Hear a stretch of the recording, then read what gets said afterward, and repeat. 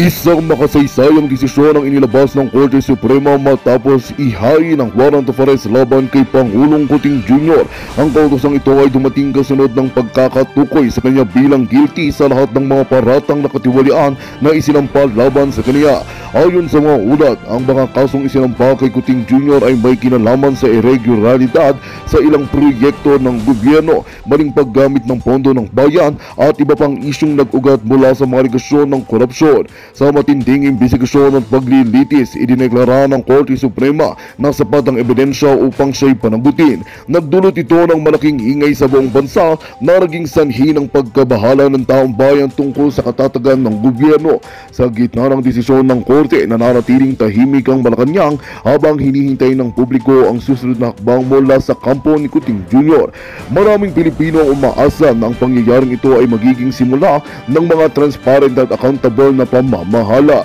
Habang umiigting ang tensyon sa politika, ang hiling ng taong bayan ay ang mabilis na pag-usad ng hustisya para sa ikakabuti ng bayan. At yan nga ang balitang ating pagkakatutukan. Ngunit bago ang lahat, siguraduhin mag-subscribe at ihit ang notification bell para sa patuloy na pagtutok sa mga silip ng bagong balita sa tunay na boses ng masa.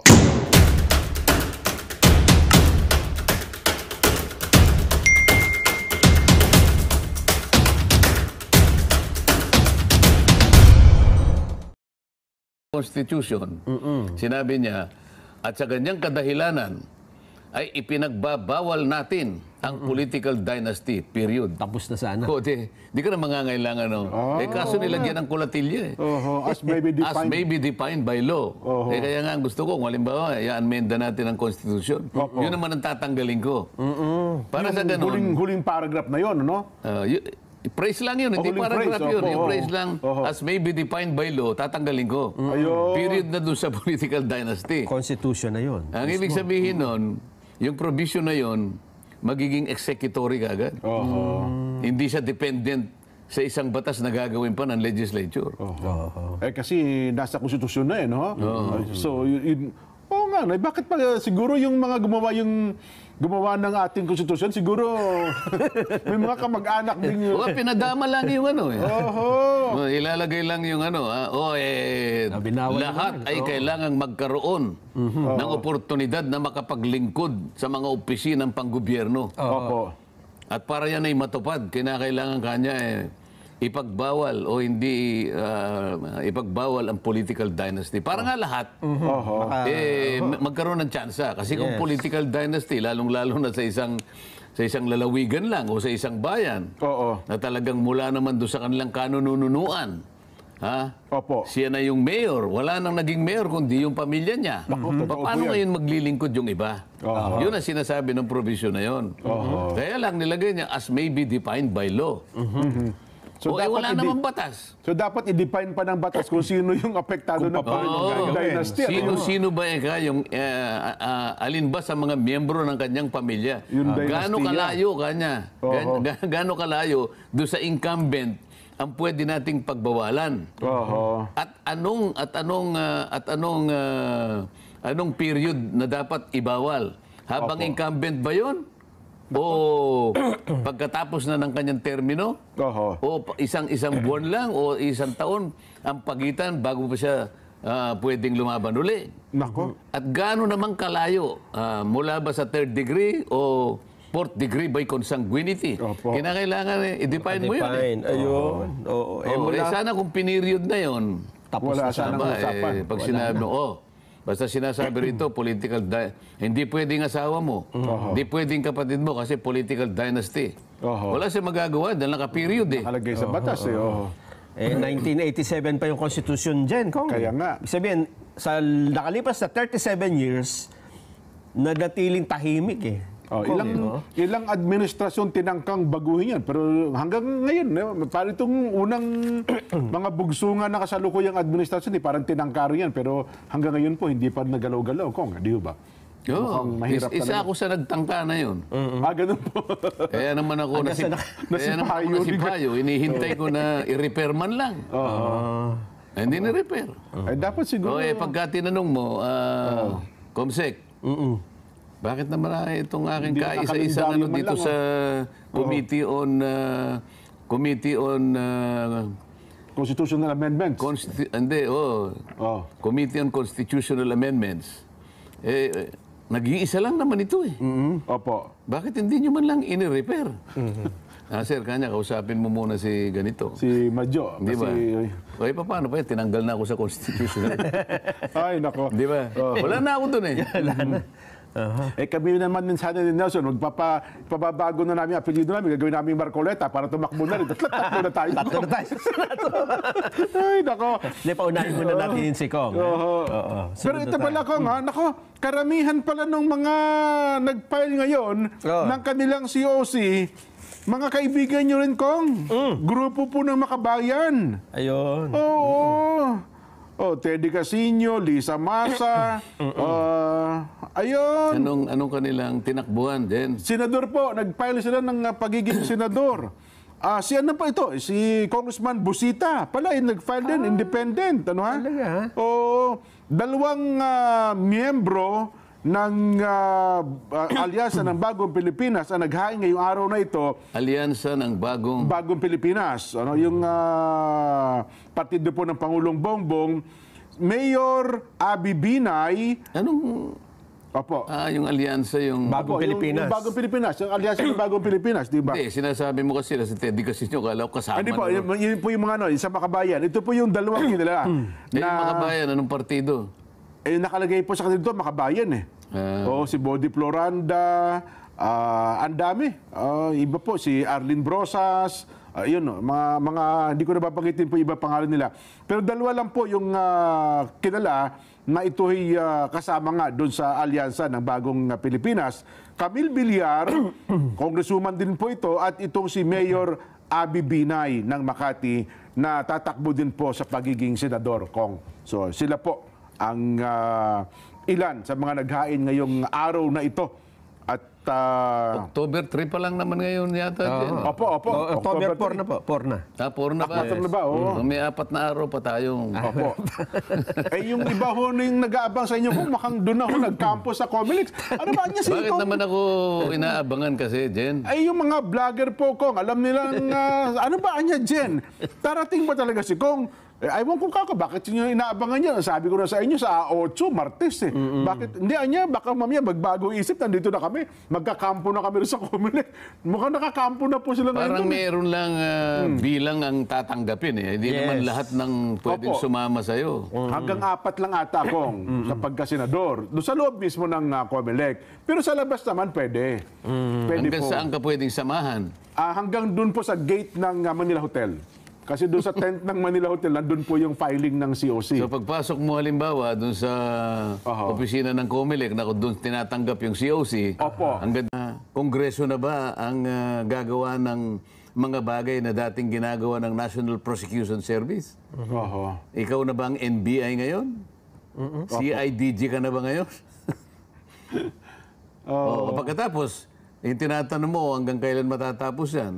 Opo. Aba, sabi ko nga sa'yo, yung manghuhula lang talaga ang makakaalam niyan. Sapagkat wala naman silang pinakikitang mga pangunahing mga layunin ba sila doon sa pang-8 pagdinig.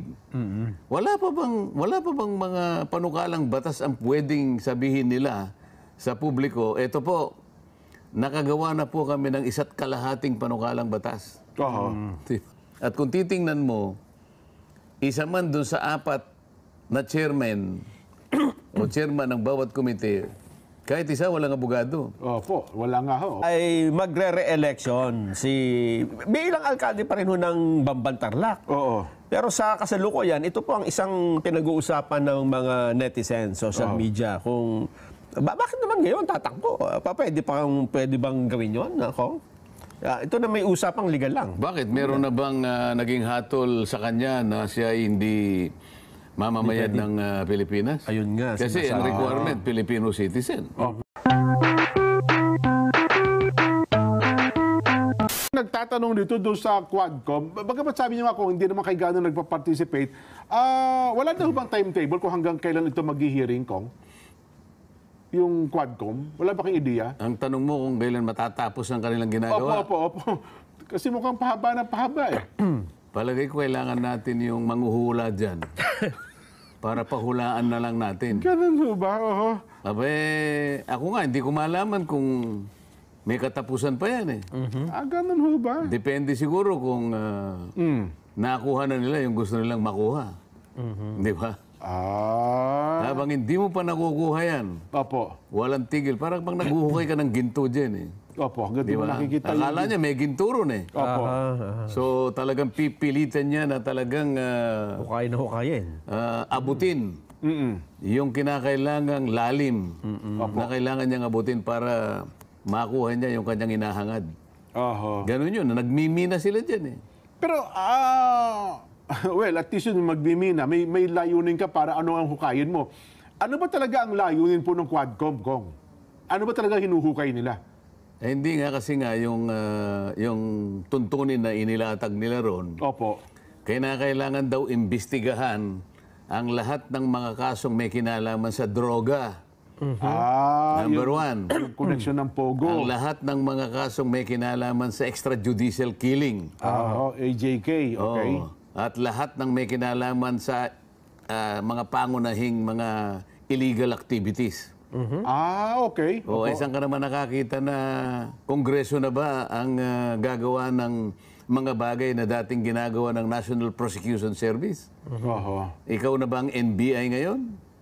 CIDG ka na ba ngayon?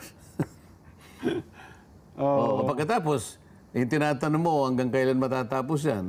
Opo. Aba, sabi ko nga sa'yo, yung manghuhula lang talaga ang makakaalam niyan. Sapagkat wala naman silang pinakikitang mga pangunahing mga layunin kung ang pag-uusapan ay paglalatag ng mga panukalang batas. Wala kaming nakikita eh. May At mga- least ako, wala akong nakikita. Hindi, may mga ano na ho ba? At least may nailatag na ba? Ito na ang isa, dalawa, tatlo, mga amendments o kaya mga batas na pwede nating gawin? Dapat ganun ang asahan sana natin. Halimbawa, pang-ilan na ba yan? Pang-walo na yata. Pang-walo na po, oo. Ngayon, nung umabot ba sila doon sa pang-walong pagdinig, wala pa bang mga panukalang batas ang pwedeng sabihin nila sa publiko, eto po, nakagawa na po kami ng 1.5 panukalang batas. Oho. Diba? Oh. At para ngayon, masiguro natin, mga ilang pa po bang tao ang inyong ipatatawag? Ayun na nga po, oo. So, ang medyo nakapag-aalala dito ay walang limitasyon, walang definiteness. Ilan pa yung tatawagin at anong mga tanong ang ipagtatatanong. Kasi malawak yun eh. Pag sinabi mong extrajudicial killings, Po. illegal activities, Nako. sino bang magbibigay sa iyo ng standard, ng pamantayan na ito'y illegal? Opo. Di ba? At bakit kinakailangan mo yung 4 na komite na sila yung tutugis sa mga yan? At kung titingnan mo, isa man dun sa 4 na chairman o chairman ng bawat komite, kahit isa walang abogado. Opo. Wala nga ho. Oo. O mukhang nagkakaroon ng agam-agam ang kababayan natin. Paano ngayon, halimbawa, napoproteksyonan yung karapatan ng mga ipatatawag doon? Ayun. Kasi nakalagay sa tuntunin, ang mga karapatan ng lahat ng mga tao na nadadalo sa pagdinig na yan Bilang ay kinakailangan resource person. protektado. Tama po. Oo. Hanggang ngayon, hindi nila mapanagutan kung paano napoproteksyonan yung karapatan ng lahat ng nag-a-appear sa kanila. Opo. Kasi marami akong naririnig doon, pwede po bang hindi ko nasagutin yan? Opo. Sabi nila. O ibig sabihin, ini-invoke niya yung right to right against self-incrimination. Self-incrimination. Opo. O maaaring ini-invoke niya yung right to privacy. Opo. O hindi pwedeng hindi mo ikasagutin ito. Oho. Yung abogado hindi makatulong sa kanya. Samantalang sinabi doon, pwede siyang kumuha ng abogado. Pero yung extent ng tulong ng abogado, yung payo na pwede niyang ibigay, hindi nakalagay doon.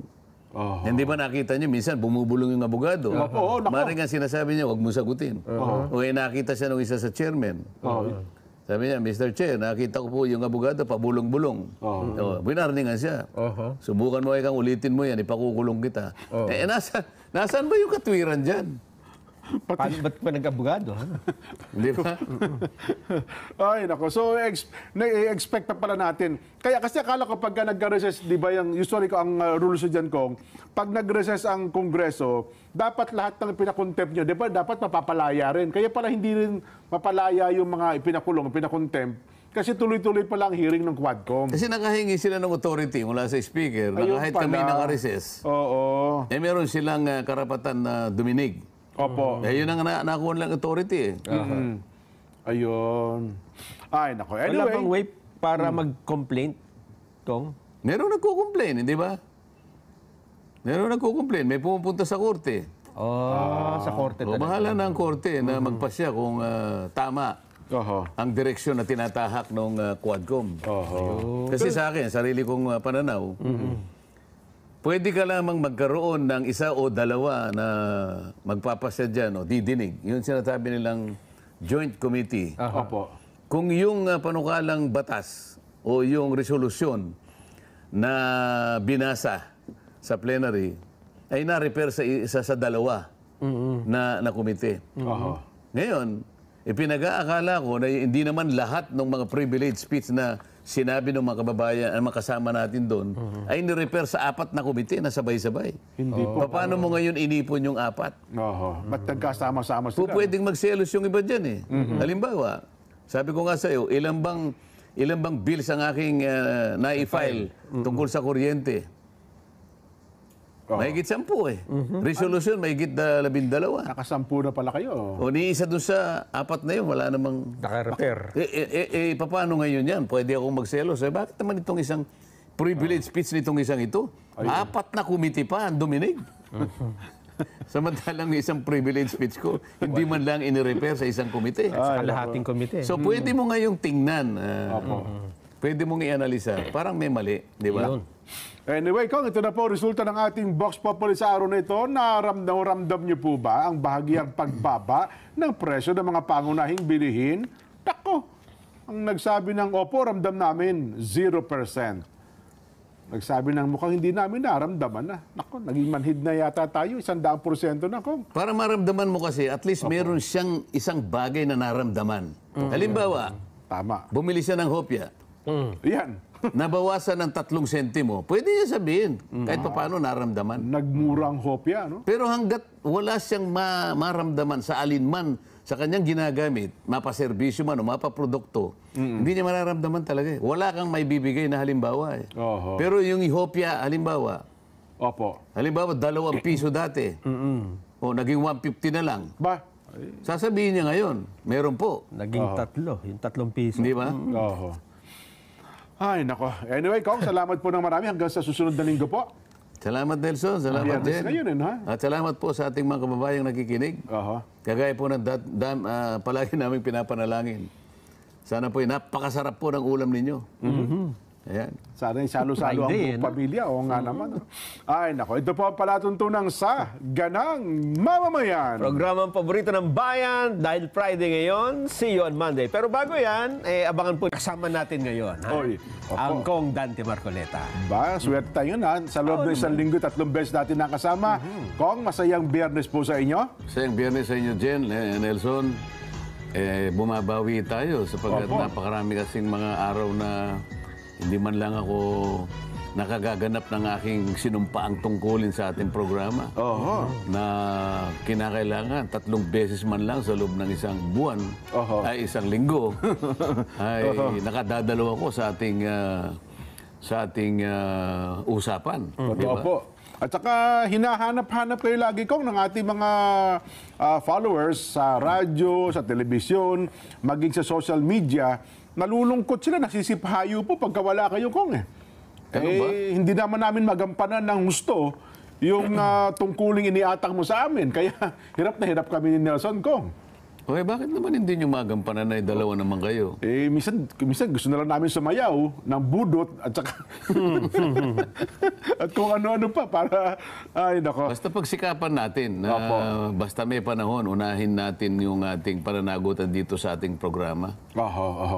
Well, ano ba? Kapag kasi nasanay tayo kung nung hindi pa sanang mainit ang mga issue kapag ka Biyernes, ang gusto sana natin tatalakayin ay medyo mga light issue, yung mga issue na pwedeng magpangiti sa ating mga kababayan. Pwede pa rin ba natin gawin yun, Nelson? Pwede naman. Oo. Hanggat maaari sana. Opo. Dahil siyempre, kinakailangan magkaroon naman sila ng parang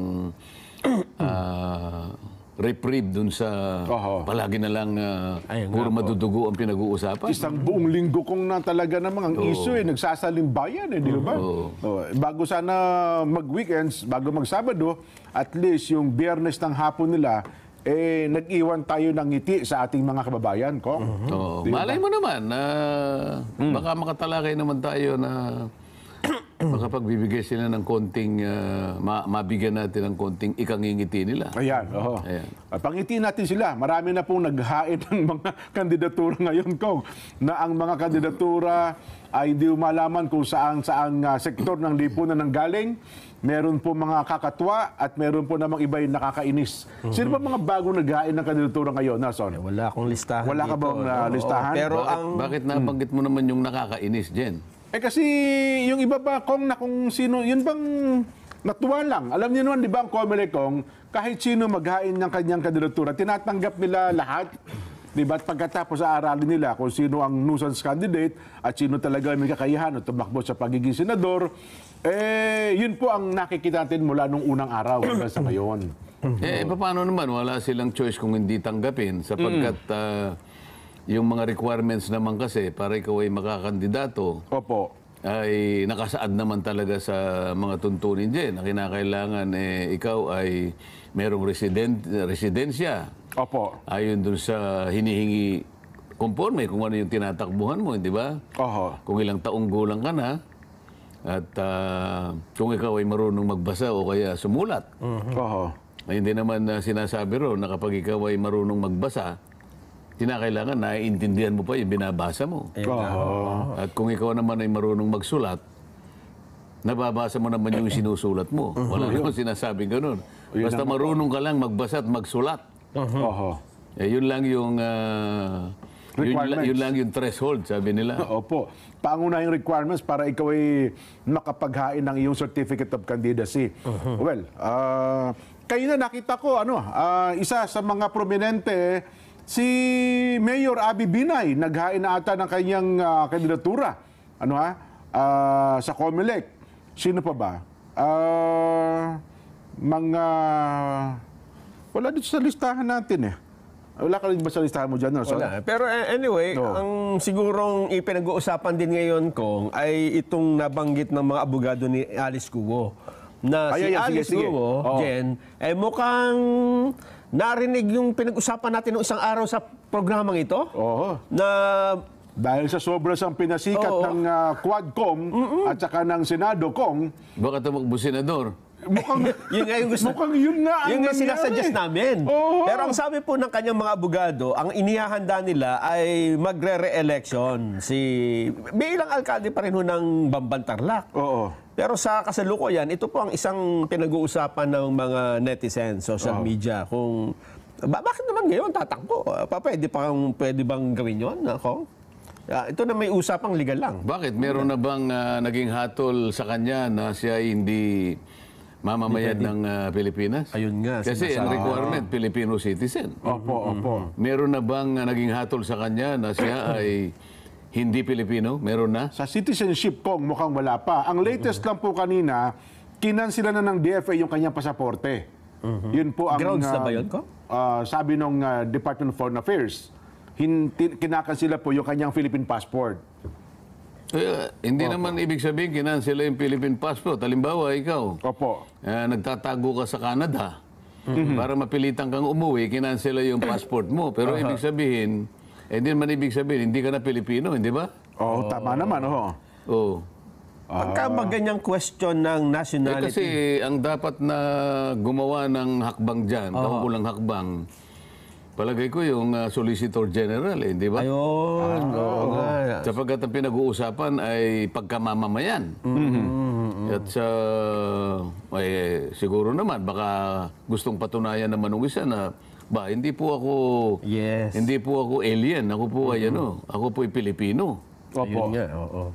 Ayun. Pero doon sa aspeto ng citizenship, parang wala pang sinampang kaso sa kanya kung talaga bang napatunayan na siya nga. Kasi naninindigan siya na siya ay Pilipino, Kong eh.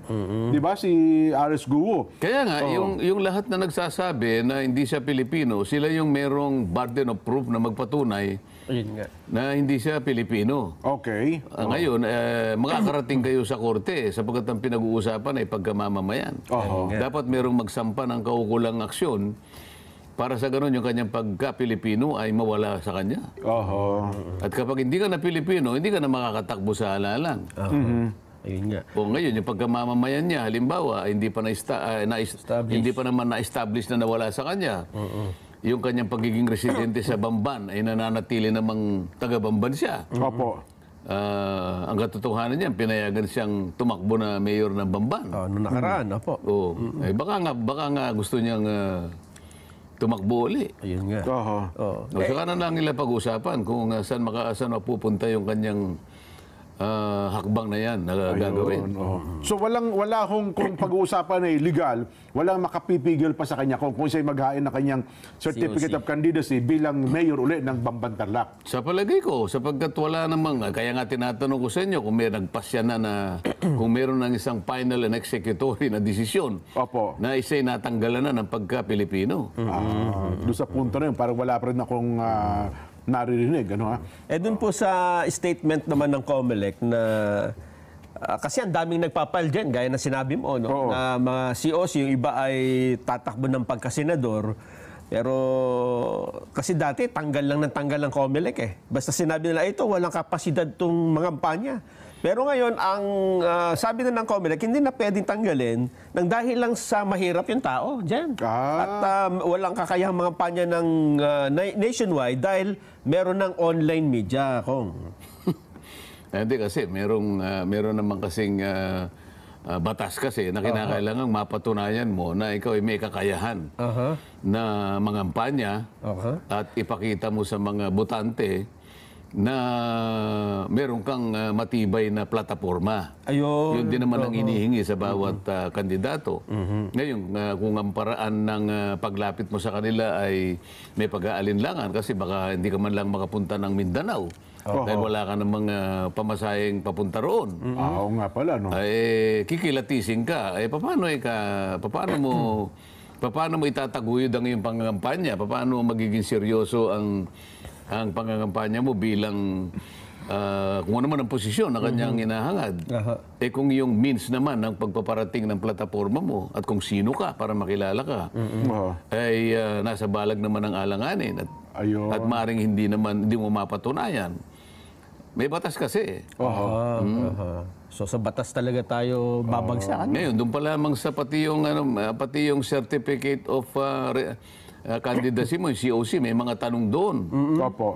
May mga tanong doon. Ikaw ba'y nahatulan na? Ng ganito, ganyan? Moral turpitude, di ba? May sagot doon, yes or no eh. Yes or no.